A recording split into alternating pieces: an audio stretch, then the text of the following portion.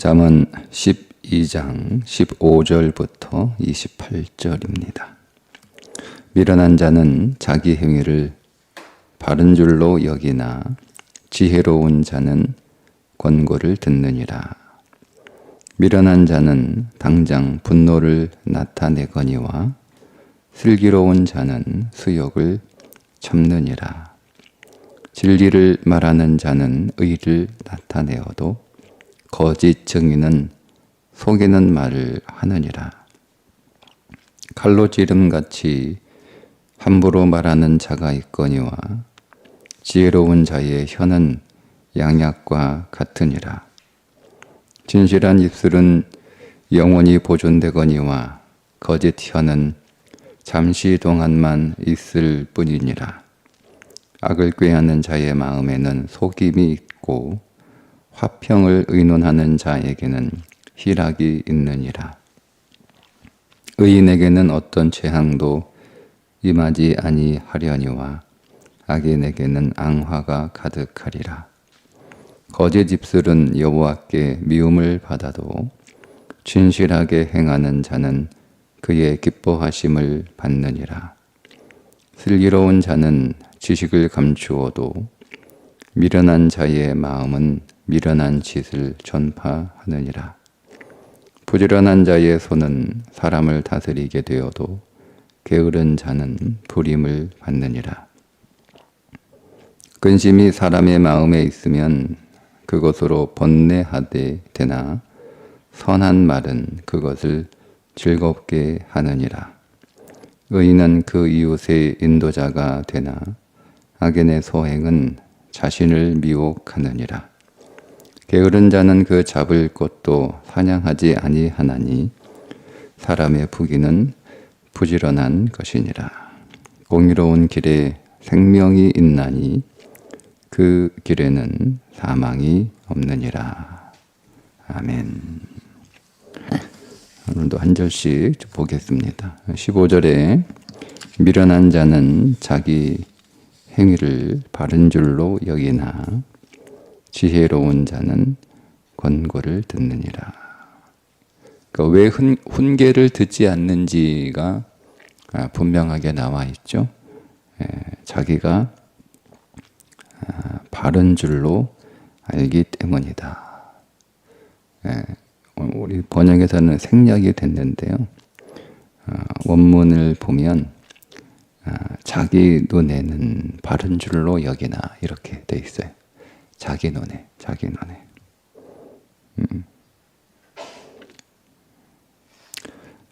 그러니까 자기의 판단에 따라 내가 판단해 보니까 내가 옳다, 내가 바르다. 이게 미련한 사람이라는 겁니다. 그런데 여러분 언제 이런 일이 성경에서 벌어졌냐면 사사시대가 그렇죠. 각기 자기 소견에 옳은 대로 행하니라. 그게 사다 시대입니다. 그러니까 이렇게 아집이 강하고 고집이 세고 도무지 훈계를 듣지 않으려고 하는 이유가 자기 판단의 기준으로 모든 것들을 보기 때문에 그런 겁니다. 그래서 16절에 미련한 자는 당장 분노를 나타내거니와 슬기로운 자는 수욕을 참느니라. 그러니까 분노를 확 쏟아내는 이유가 뭐냐면 항상 자기가 옳다고 생각하기 때문에 자기를 돌아보지 않는 거예요. 그러니까 나는 옳고 다른 사람들은 다 틀렸으니까. 그러니까 분노를 쏟아내는 거죠. 반면에 슬기로운 자는, 슬기롭다라고 하는 말은 그냥 그대로 직역하면 신중하다는 뜻이거든요. 그러니까 신중한 사람은 수욕을 참는다. 신중한 사람은 수욕을 당하는 일을 겪어도 그거를 참는다는 거예요. 이게 참는다라고 하는 이 단어는 덮다, 가리다, 숨기다 이런 뜻으로 보통 번역이 될 수 있는데 슬기로 신중한 사람은 혹 내가 모욕을 당하는 일을 겪는다 할지라도 그 분한 감정을 남들이 알지 못하도록 덮는 거예요. 덮어버리는 거예요. 그러니까 내가 모욕을 당했는데 전혀 분노의 감정도 없는 건 그게 슬기로운 것이 아니라 신중한 건, 슬기로운 건 내가 모욕을 당해서 내가 몹시 마음이 상하고 분하지만 그것을 다른 사람들이 보지 못하도록 덮는 거예요. 그것이 슬기로운 사람이다, 이렇게 말하는 거죠. 그 이유 가운데 하나가 당장은 내가 잘했는데 내가 모욕을 당한다라고 여겨져서 분하긴 하지만 신중한 사람은 혹 내가 잘못했을 수도 있다는 거죠. 그러니까 그런 것들을 더 살펴보기 위해서 이거를 일단은 덮고 있는 거예요. 덮고 있는 거예요. 그것이 미련한 자와 슬기로운 자의 차이라고 말씀하고 있습니다. 17절에 진리를 말하는 자는 의를 나타내어도 거짓 증인은 속이는 말을 하느니라. 그러니까 진리를 말하는 자, 이게 법정 증언에 관한 단어인데요. 법정에서 위증하지 않고 거짓으로 말하지 않고 정직하게 아주 오직 사실만, 진리만 얘기하는데, 이렇게 말한다라고 할 때 이 말한다라고 하는 것은 이 숨이라는 그 단어거든요. 그러니까 숨을 쉬다, 숨을 불어넣다, 이런 의미를 가지고 있습니다. 그러니까 진리를 말한다는 것, 사실을 말한다는 것은 어떤 의미냐면 두 가지 의미인데, 하나는 목숨을 걸고 진리를 말하는 거예요. 그러니까 목숨을 걸고 진리를 말한다고 하는 것이 그렇게 만만한 일은 아니라는 겁니다. 그건 목숨을 걸고 할 수 있는 일이라는 거죠. 두 번째 의미는, 진리를 말하는 것은 마치 우리가 평상시에 계속 숨을 쉬고 있는 것처럼 항상 그렇게 사실을 말하고 진리를 말하는 것이 숨을 쉬듯 그렇게 습관이 되어 있는, 생활이 되어 있는 자가 법정에서 사실과 진리를 말할 수 있다는 겁니다. 18절에 칼로 찌름같이 함부로 말하는 자가 있거니와 지혜로운 자는 자의 혀는 양약과 같으니라. 그러니까 사람을 죽이는 말이 있고 사람을 살리는 말이 있다는 거잖아요. 치명적인 말, 칼로 찌르듯 치명적인 말을 함부로 하는 사람이 있는 반면 사람의 마음을 치유하고 고치는 양역과 같은 말을 하는 사람이 있다는 겁니다. 그게 누구냐라는 거죠. 그게 이제 19절입니다. 진실한 입술은 영원히 보존되거니와 거짓 혀는 잠시 동안만 있을 뿐이니라. 그러니까 여러분, 영원히 보존되는 진실한 입술은 누구겠어요? 우리 주 예수 그리스도 외에는 없는 줄 믿습니다. 그분만이 진리이시기 때문에 그렇습니다. 그래서 그분의 말씀만 영원합니다. 자, 그렇다면 생명을 고치고 살리는 진리는 뭐겠어요? 18절 앞에서 사람을 죽이는 말이 있고 사람을 고치는, 사람을 살리는 말이 있다고 하잖아요. 그러면 여기서 사람을 살리는 말, 사람을 고치는 말은 진리이신 그리스도의 말씀이겠죠. 오직 그리스도의 말씀만이 사람을 고치고 사람을 살릴 수 있습니다. 자, 그렇다면 17절에서 생명을 걸고 진리를 말하는 분은 누구시겠어요? 그리스도이십니다. 그분은 생명을 걸고 생명을 내놓고 그 진리를 다 하셨죠. 그리스도의 삶이셨습니다. 자, 그렇다면 또 16절의 말씀처럼 진리이신 성령께서 오늘 우리의 죄를 지적할 때 우리가 그것이 부끄럽단 말이에요. 때로는 그것이 수욕처럼 느껴지기도 해요. 그래서 우리는 미련한 자처럼 내 죄가 지적되었다고 해서 분노하는 것이 아니라 우리는 신중한 자, 슬기로운 자가 돼서 성령께서 나의 죄를 지적하실 때, 나를 책망하실 때 그 감정에 조금 분하기도 하고 억울하기도 하고 그렇지만 화가 나기도 하지만 우리는 그것을 덮고 성령께서 깨우치시는 나에 관한 말씀을 신중하게 받아들일 수 있는 겁니다. 그래서 우리는 15절에 있는 말씀처럼 항상 내가 옳다 여기지 않고 진리이신 성령께서 말씀하실 때 그 훈계를 잘 들어야 되는 거죠. 그게 지혜예요. 성령께서 하시는 권고를 잘 듣는 것이 지혜라는 말씀입니다. 20절 악을 꾀하는 자의 마음에는 속임이 있고 화평을 의논하는 자에게는 희락이 있느니라. 그러니까 화평을 의논하는 자, 그리스도와 화평하기를 원하는 자, 그리스도와 화평하기 위해서 노력하는 자에게는 기쁨이 있다는 거예요. 자, 그런데 악을 꾀하는 자의 속임이 어디에 있다고 하죠? 마음에 있습니다. 마음에 그 속임이 있다라고 말씀하죠. 그래서 여러분, 우리가 아무리 훈련을 해도 이 마음이 바로 되지 않으면 결코 우리는 바르고 은혜로운 말을 할 수가 없습니다. 그런데 우리의 마음이 어떠한 상태에 있느냐? 예레미야 17장 9절에 보면 만물보다 거짓되고 심히 부패한 것이 마음이라. 누가 능히 이를 알리오마는. 그러니까 이 마음이 문제인 거예요. 이 마음이. 그러면 여러분, 이 부패한 마음의 문제를 해결할 수 있는 분은 누구밖에 안 계세요? 그리스도밖에 없습니다.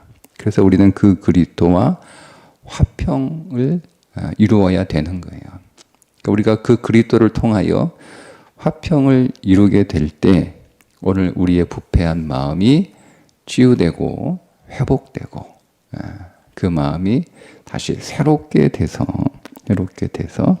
우리는 지혜로운 삶을 살아갈 수가 있는 것입니다.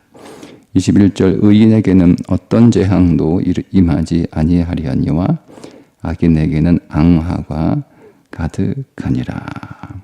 의인, 그리스도를 통해서 그리스도와 화평케 되어 그리스도를 통하여 의를 얻은 자, 의롭게 된 자들은 어떠한 재앙도 임하지 않지만 악인은 누구예요?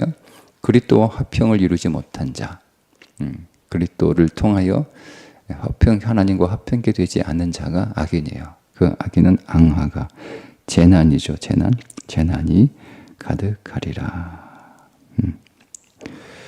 22절 거짓 입술은 여호와께 미움을 받아도, 거짓 입술은 그리스도를 말하지 않는 입술이 거짓입니다. 말씀드린 것처럼 진실은 오직 그리스도밖에 없습니다. 그리스도를 말하지 않는 모든 입술은 다 거짓 입술입니다. 진실하게 행하는 자는 그렇다면 진리이신 그리스도 안에서 행하는 자가 되겠죠. 그러니까 우리는 오직 그리스도만을 말하고 오직 그리스도 안에서 행할 때 우리는 그분의 기쁨이 되는 겁니다. 23절 슬기로운 자는 지식을 감추어도 미련한 자의 마음은 미련한 것을 전파하느니라. 슬기로운 자는 자기 지식을 드러내지 않는다. 그러니까 자기 지식을 드러내지 않는 거예요. 여기서 자기 지식은 육신의 지식. 이거를 감춘다는 거죠. 여러분, 우리 안에 두 가지 지식이 있는 거예요. 육신의 지식, 내가 그리스도와 상관없는 그리스도 밖에서 그리스도를 만나기 이전에 살았던 나의 모든 지식들이에요. 그것이 나의 경험일 수도 있고 나의 지식일 수도 있고 나의 철학일 수도 있고 나의 사상일 수도 있고 나의 가치관일 수도 있어요. 이런 것을 드러내지 않는 거예요. 우리가 사람들과 대화를 할 때 그 대화의 방향이나 그 대화의 내용의 본질이 뭐냐는 거죠. 우리가 얼마든지 세상으로 혹은 육신으로 대화할 수 있습니다. 말할 수 있습니다. 그런데 슬기로운 자는요, 신중한 사람은 자기의 그런 지식을 감춘다는 거예요. 오직 그리스도 안에서 얻은 진리, 그리스도로부터 배운 진리, 그게 뭡니까? 십자가와 부활의 진리입니다. 이거를 말하는 거예요. 그 바울이 이렇게 고린도전서 1장 22절에 이렇게 말합니다. 유대인은 표적을 구하고 헬라인은 지혜를 찾으나 우리는 십자가에 못 박힌 그리스도를 전하니 유대인에게는 거리끼는 것이요 이방인에게는 미련한 것이로되 오직 부르심을 받은 자들에게는 유대인이나 헬라인이다. 그리스도는 하나님의 능력이요 하나님의 지혜지라. 하나님의 어리석음이 사람보다 지혜롭고 하나님의 약하심이 사람보다 강하니라. 그러니까 우리가 어떤 그 사건에 대해서, 어떤 사람에 대해서 혹은 내 삶에 대해서 우리가 이렇게 저렇게 말할 수 있단 말이에요. 그런데 우리는 우리의 육신의 것으로 말하지 않는다는 거죠. 우리는 세상의 것으로 말하지 않는다는 거예요. 우리가 어떤 선택에 대해서 사람들하고 이야기할 때 사람들이 오늘 우리에게 들려주는 그 선택의 기준들은 다 육신적인 것 혹은 세상적인 거예요. 근데 우리는 그걸 말하지 않는다는 거죠. 오늘 우리는 오직 진리이신 십자가와 부활의 것만을 말한다는. 근데 여러분, 이것이 사람들이 보기에 미련하는 거예요. 미련하는 거.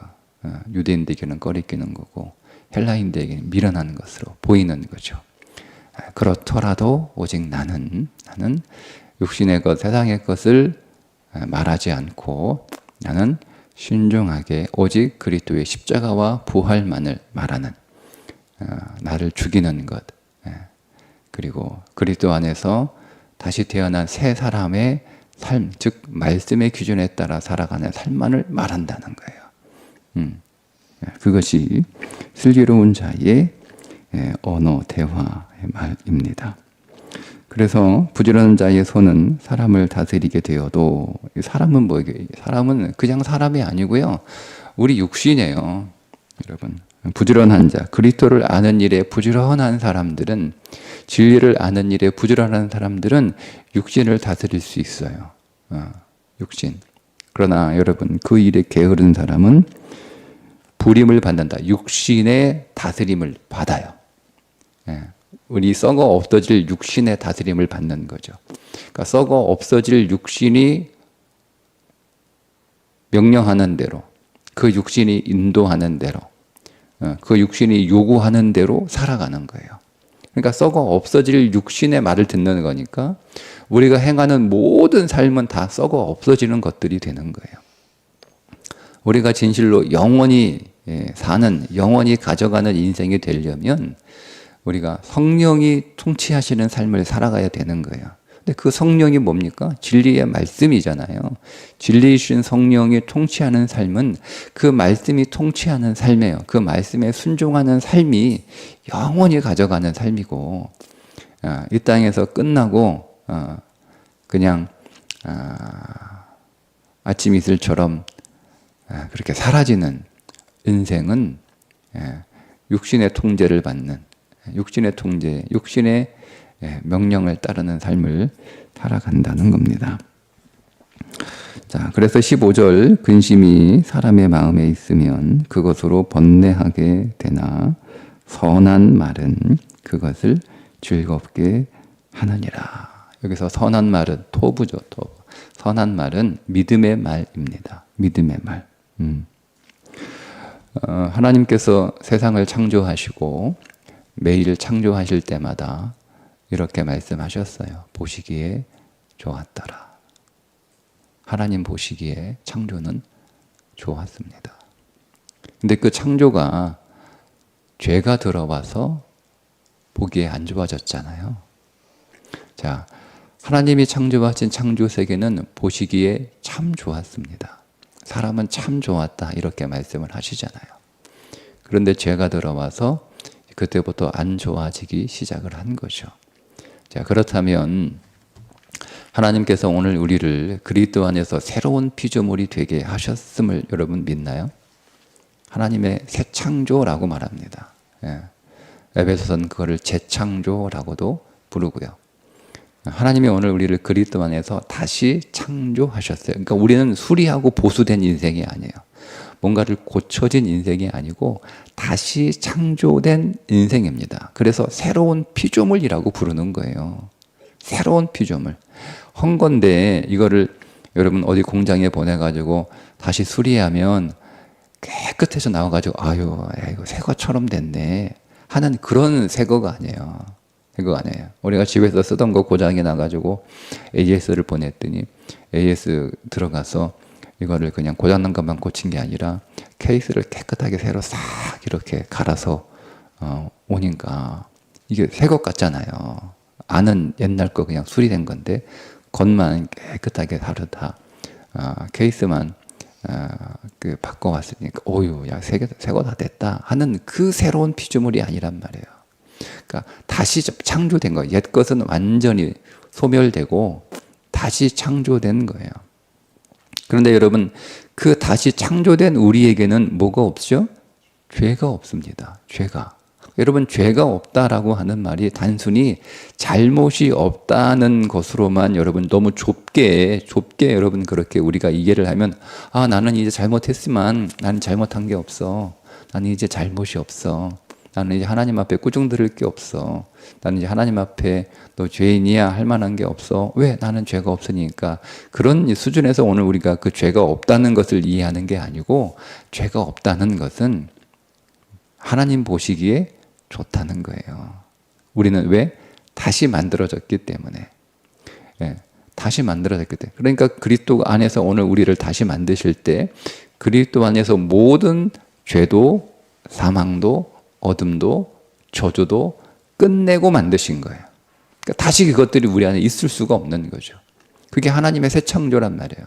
그럼 오늘 우리가 그리스도 안에서 새로운 피조물이 된 하나님의 새 창조가 되었다면 우리는 하나님 보시기에 어떤 거예요? 항상 뭐예요? 항상 토부예요. 토부. 항상 토부. 항상 선한 거예요. 이걸 믿음으로 말하는 거예요. 이거를 믿음으로 말하는 거죠. 그러니까 우리 안에 여러 가지 근심이 있단 말이에요. 우리 안에 또 많은 근심들이 있기도 하고 또 근심이 사라졌다가 또 근심이 찾아오기도 하고 근심이 끊이지가 않죠. 그러니까 우리가 그럴 때마다 근심이 뭐라는 게 뭐예요? 우리가 왜 근심합니까? 안 좋게 보이니까 근심하는 거잖아요. 안 좋아 보이니까 또 안 좋아질 거라고 예상이 되니까 우리 안에 근심이 찾아오는 거잖아요. 그때 오늘 우리는 믿음의 말을 하면 되는 거예요. 나는 그리스도 안에서 새로운 피조물이 되었기에 하나님 보시기에 참 좋은 인생이 분명하다 하고 하는 것을 믿음으로 선언하는 거죠. 내 안에는 죄가 없고 사망이 없고 절망이 없으니까 내 인생은 참 좋다. 항상 선하다. 그 말씀이에요.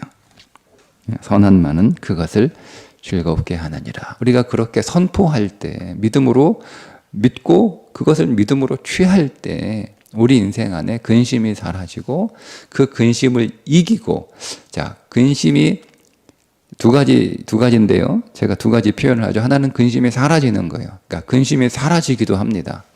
우리 안에 강력한 믿음이 생기면 그 근심이 왔다가 근심이 싹 사라져요.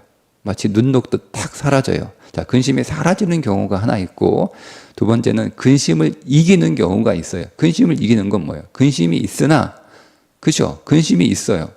여러분 우리가 정말 굉장히 큰 일을 당하게 되면 근심도 그만큼 커요. 근데 여러분 우리가 작은 근심들이야 우리가 믿음으로 취하면 믿음을 취하면 나는 내 인생 안에 더 이상 죄도 사망도 저주도 없으니까 나는 항상 그리스도 안에서 항상 토부 선함을 믿는다 라고 할 때 그 믿음의 선택과 그 믿음의 선포가 우리 안에 있는 근심들을 눈놓고 딱 사라지기도 하지만 큰 근심이 오늘 우리 안에 들어오면 이게 좀처럼 그렇게 눈놓듯 사라지는 것은 아닌 것 같아요. 근데 그때는 근심이 사라지는 게 아니고 근심을 이기는 거예요. 근심이 내 안에 있어요. 여전히 내 안에 근심이 있어요. 근데 그 근심을, 믿음으로 근심을 이기는 건 뭐냐면 그 근심이 내 안에서 역사하지 못하게 하는 거죠. 근심은 있는데 그 근심이 일하지 못하게 하는 거예요. 이게 두 가지예요. 그러니까 여러분, 우리는 이 두 가지를 보면 되는 거죠. 내가 믿음을 취했을 때 근심이 싹 사라지기도 하지만 근심이 여전히 있을 때 내가 믿음으로 취했는데 여전히 근심이 있네? 라고 여러분 실망하시면 안 된단 말이에요. 근심이 있으나 그러나 나는 이 근심을 이기리라. 이 근심에 승리하리라. 근심이 있으나 이 근심이 내 인생 안에서 일하지 못하게 하리라. 그러면 근심이 없는 거와 마찬가지잖아요. 그러니까 우리가 이 믿음으로 취하고 믿음으로 선포하고 우리가 믿음으로 말하면 나는 항상 그리스도 안에서 항상 내 삶은 좋습니다. 항상 그리스도 안에서 내 삶은 항상 참 좋습니다. 여러분 그렇게 믿음으로 날마다 선택하시고 여러분 그렇게 고백하시고 또 그렇게 기도하시기를 바랍니다. 그러면 여러분 마음 안에 다시 즐거움이 회복될 줄 믿습니다. 26절 의인은 그 이웃의 인도자가 되나 악인의 서행은 자신을 미혹하느니라. 자, 그러면 보세요. 오늘 성경은 분명하게 말씀있죠. 나를 속이는 사람은 누굽니까? 나 자신입니다. 내가 나에게 속는 거예요. 내가 나에게 속는 거예요. 그러니 여러분, 남이 나를 속이는 게 아니에요. 내가 나에게 스스로 속는 겁니다. 그 이유가 있어요. 왜 나는 속는가? 27절에 게으른 자는 그 잡을 것도 사냥하지 아니하나니 사람의 부귀는 부지런한 것이니라.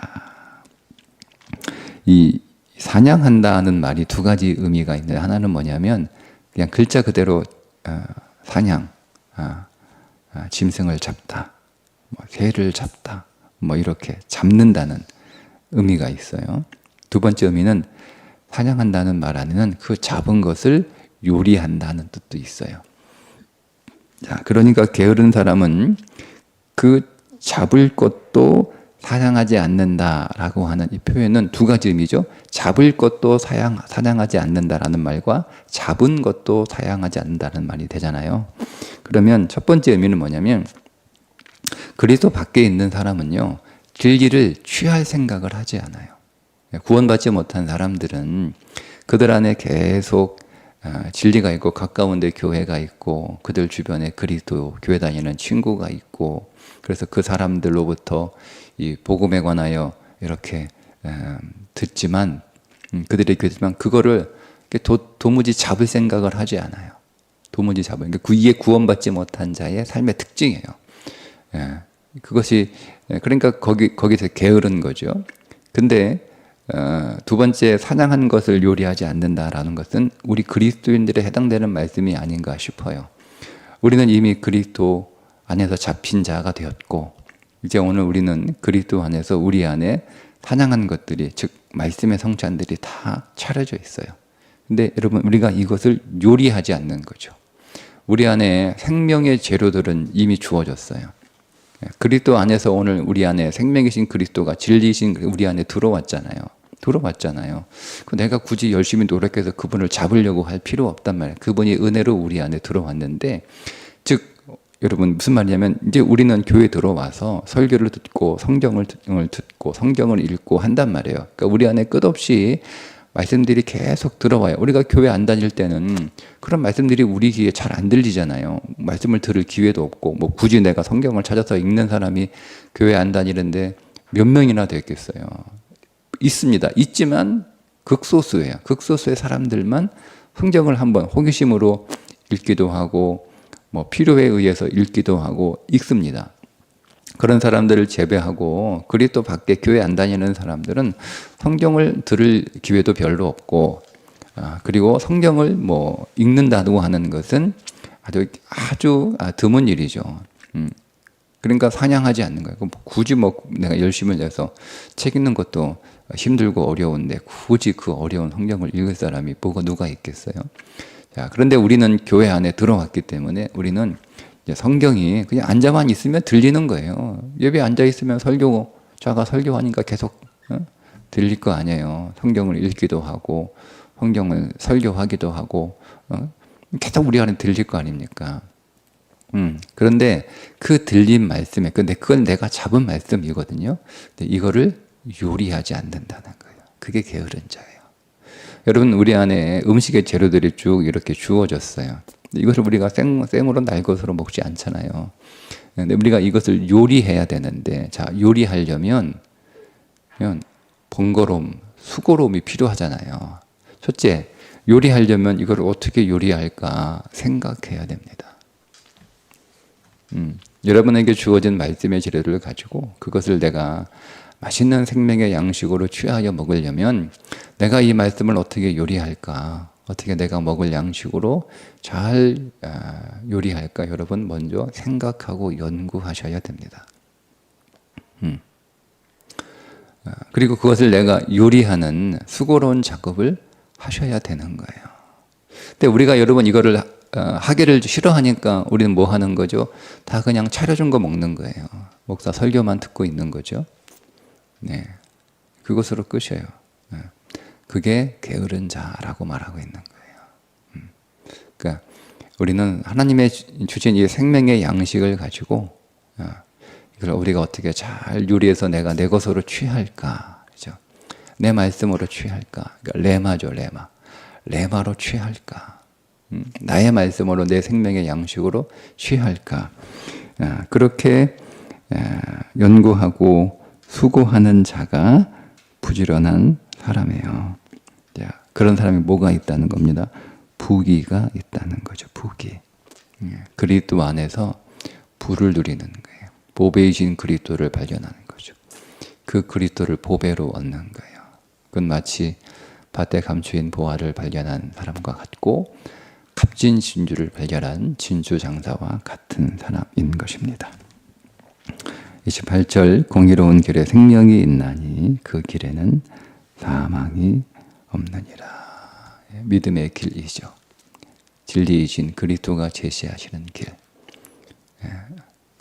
의이신 그리스도가 우리에게 말씀하시는 그 길에는 생명이 없는 줄, 사망이 없는 줄 믿습니다. 항상 생명입니다. 그러니 오늘 우리는 그 훈계를 잘 듣는 거죠. 우리는 겸비한 자가 되어 그 말씀을 경청하고 그 말씀을 내 인생의 생명으로 삼고 그 말씀을 내 삶에 적용하기 위하여 내가 양식으로 먹기 위하여 기도하고 또 내 삶에 적용하기 위하여 우리가 연구하고 노력하고 애쓰고 그래서 그리스도와 항상 친밀한 믿음의 관계 안에서 살아갈 때 우리 안에 믿음의 확신은 더 커지는 거예요. 우리가 근심이 있을지라도 내 삶은 항상 선하다. 하나님 보시기에 좋다. 이런 확신이 커지는 거예요. 그냥 한 번 설교 들었다고 해서 우리가 근심 가운데 근심을 물리치거나 근심을 이기는 삶을 쉽게 살아가는 것은 아니잖아요. 네? 우리는 계속 끊임없이 그 말씀 앞에 겸비한 마음으로 경청하고 그 말씀을 붙들고 기도하고 그 말씀을 내 삶에 적용하여 살 때 우리는 진실로 우리의 믿음은 더 확장되고 강해져서 진실로 우리가 어떤 근심 가운데 있을지라도 항상 내 삶은 하나님 보시기에 좋다. 하나님 보시기에 좋으면 좋은 거잖아요. 좋다. 그래서 오늘 우리 안에 근심 중에도 기쁨이 계속될 수 있기를 주님의 이름으로 축복합니다. 기도하겠습니다. 하나님, 오늘도 우리가 여러 근심 가운데 있을지라도 내가 보기에는 그것이 좋게 보이지 않다 하더라도 그래서 우리 안에 근심과 두려움이 찾아온다 할지라도 우리는 늘 믿음으로 선택하며 믿음으로 선포하며 믿음으로 말하게 하여 주옵소서. 오늘도 하나님 보시기에 좋은 삶인 줄 믿습니다. 이 믿음 더 강해질 수 있도록 늘 이 믿음 위에 굳게 설 수 있도록 늘 말씀 안에 있는 자들이 되게 하여 주옵소서. 예수님의 이름으로 기도합니다. 아멘.